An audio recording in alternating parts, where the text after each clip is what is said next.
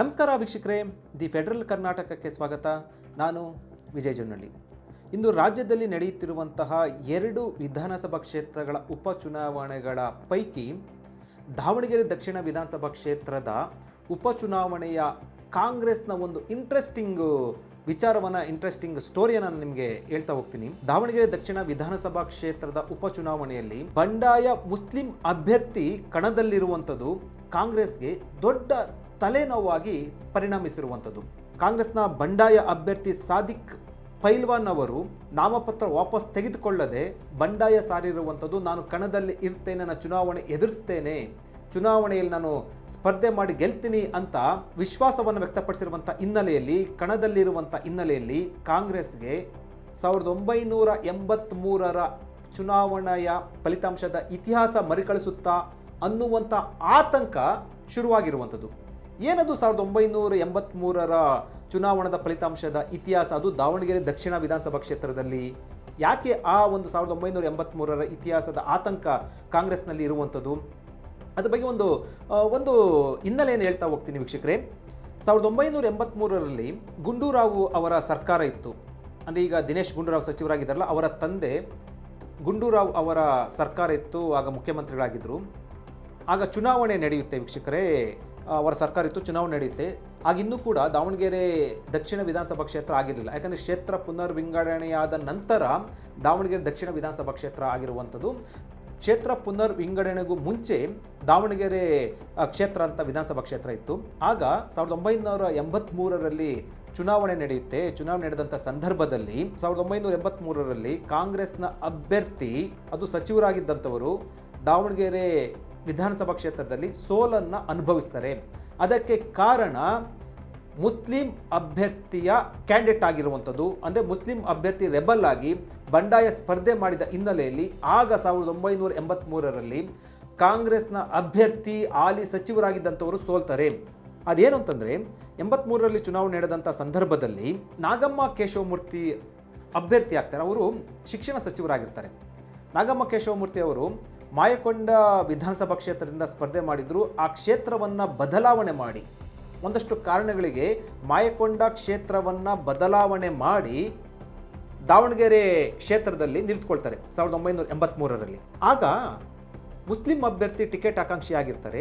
ಅದರ ಜೊತೆಗೆ ಕ್ಷೇತ್ರ ಹೊರಗಡೆಯಿಂದ ಬಂದು ಸ್ಪರ್ಧೆ ಮಾಡಿದಂಥ ಒಂದು ಕೋಪ, ಅಂದರೆ ಹೊರಗಡೆಯಿಂದ ಮಾಯಕೊಂಡ ಕ್ಷೇತ್ರದಿಂದ ಬಂದು ದಾವಣಗೆರೆ ಕ್ಷೇತ್ರದಲ್ಲಿ ನಾಗಮ್ಮ ಕೇಶವಮೂರ್ತಿ ಅವರು ಸ್ಪರ್ಧೆ ಮಾಡಿದ್ರಲ್ವಾ, ಅದಕ್ಕೆ ಮುಸ್ಲಿಂ ಸಮುದಾಯದವರು ಒಂದಷ್ಟು ಅಸಮಾಧಾನಗೊಳ್ತಾರೆ. ಅದಕ್ಕೆ ಮತ್ತೊಂದು ಪ್ರಮುಖ ಕಾರಣ ಅಂತಂದರೆ, ನಗರಾಭಿವೃದ್ಧಿ ಪ್ರಾಧಿಕಾರದ ಅಧ್ಯಕ್ಷ ಸ್ಥಾನಕ್ಕೆ ಮುಸ್ಲಿಂ ವ್ಯಕ್ತಿಗಳು ಅಥವಾ ಮುಸ್ಲಿಂ ಜನಾಂಗ ಬೇಡಿಕೆಯನ್ನು ಇಟ್ಟಿರ್ತಾರೆ.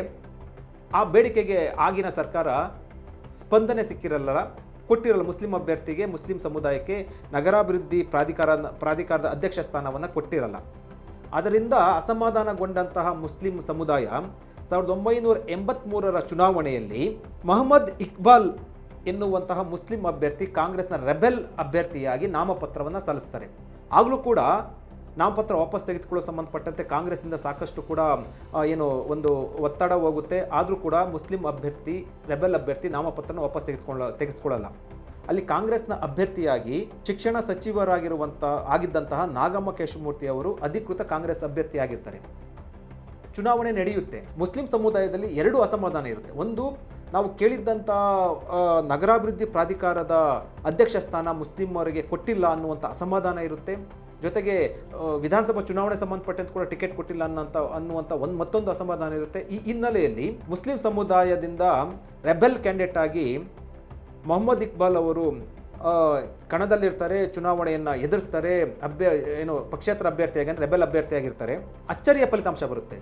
CPI ಕ್ಯಾಂಡಿಡೇಟ್ ಆಗಿದ್ದಂತಹ ಪಂಪಾಪತಿ ಅವರು ವಿಜಯವನ್ನು ಸಾಧಿಸ್ತಾರೆ, ಅಂದರೆ ಜಯಶಾಲಿ ಆಗ್ತಾರೆ. 1983ರ ಚುನಾವಣೆಯಲ್ಲಿ ಕಾಂಗ್ರೆಸ್ನ ಅಭ್ಯರ್ಥಿಯಾಗಿದ್ದಂತಹ ನಾಗಮ್ಮ ಕೇಶವಮೂರ್ತಿ ಅವರು 3ನೇ ಸ್ಥಾನಕ್ಕೆ ಹೋಗ್ತಾರೆ.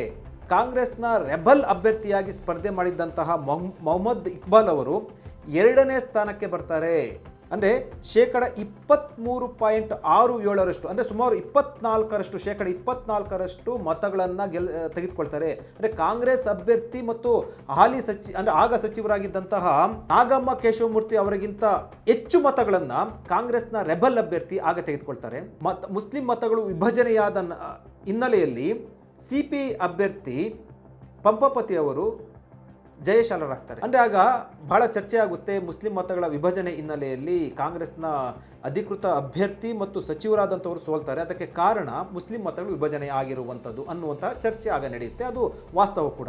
ಈಗ ಅದೇ ಆತಂಕ 83ರ ಬಳಿಕ 2026ರಲ್ಲಿ ಬರ್ತಾ ಇರುವಂಥದ್ದು ಕಾಂಗ್ರೆಸ್ಗೆ ಆ ಆತಂಕ ಶುರುವಾಗಿರುವಂಥದ್ದು.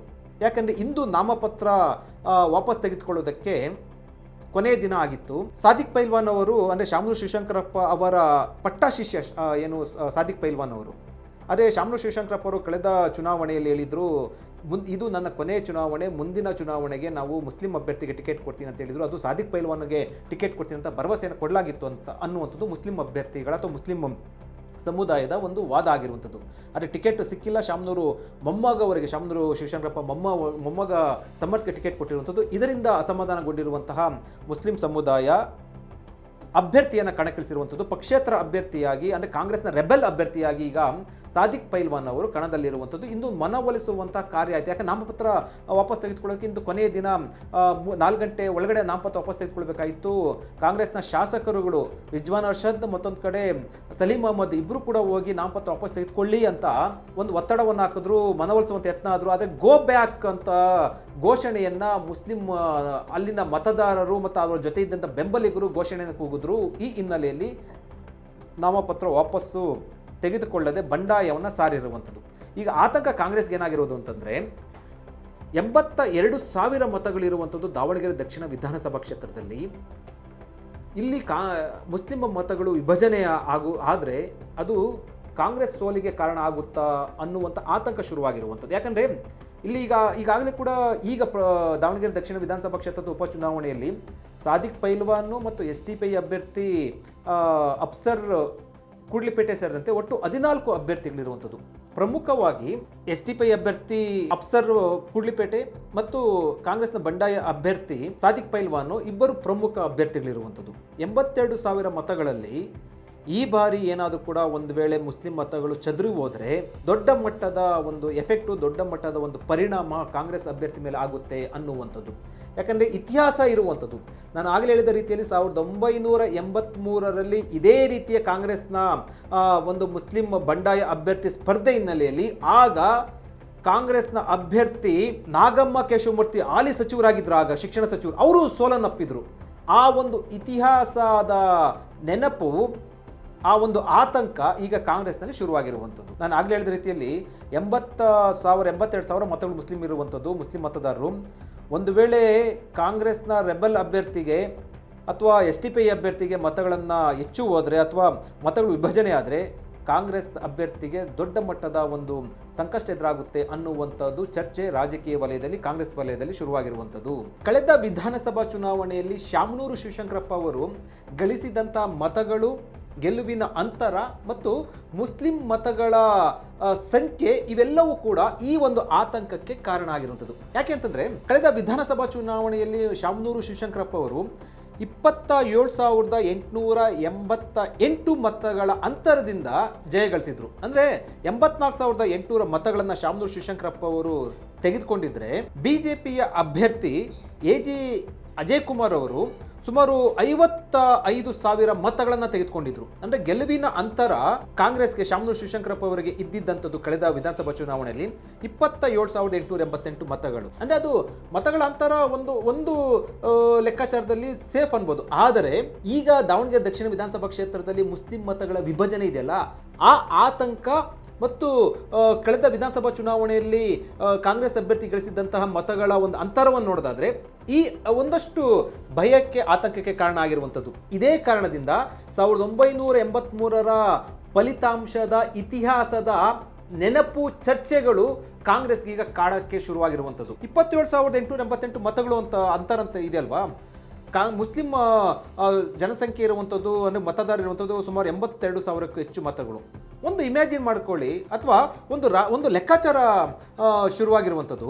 ಕಾಂಗ್ರೆಸ್ನ ಬಂಡಾಯ ಅಭ್ಯರ್ಥಿ ಸಾದಿಕ್ ಪೈಲ್ವಾನ್ ಮತ್ತು SDPI ಅಭ್ಯರ್ಥಿ ಕೂಡ್ಲಿಪೇಟೆ ಇದಾರಲ್ವಾ, ಅವರು ಎಷ್ಟು ಮತಗಳು ತೆಗೆದುಕೊಳ್ಬೋದು? ಒಂದು ವೇಳೆ ಇಬ್ಬರೂ ಕೂಡ ಮತಗಳನ್ನು ಒಂದು 10-15 ಸಾವಿರಕ್ಕಿಂತ ಕಡಿಮೆ ಅಂದರೂ ಕೂಡ 10-15 ಸಾವಿರಕ್ಕಿಂತ ಹೆಚ್ಚು ಮತಗಳನ್ನು ತೆಗೆದುಕೊಂಡ್ರೆ ಇಡೀ ಚುನಾವಣೆಯ ಫಲಿತಾಂಶ ಚಿತ್ರಣ ಕೂಡ ಬದಲಾಗುತ್ತಾ ಅನ್ನುವಂತಹ ಆತಂಕ ಕಾಂಗ್ರೆಸ್ಗೆ ಇರುವಂಥದ್ದು. ಇದೇ ಹಿನ್ನೆಲೆಯಲ್ಲಿ 1983ರ ಚುನಾವಣೆಯ ಫಲಿತಾಂಶದ ನೆನಪು ಇತಿಹಾಸ ಮರುಕಳಿಸುತ್ತಾ ಅನ್ನುವಂತಹ ಭೀತಿಯಲ್ಲಿ ಕಾಂಗ್ರೆಸ್ ಇರುವಂಥದ್ದು ಮತ್ತು ಆ ಚರ್ಚೆಗಳು ಕಾಂಗ್ರೆಸ್ ವಲಯದಲ್ಲಿ ಶುರುವಾಗಿರುವಂಥದ್ದು ದಾವಣಗೆರೆಯಲ್ಲಿ.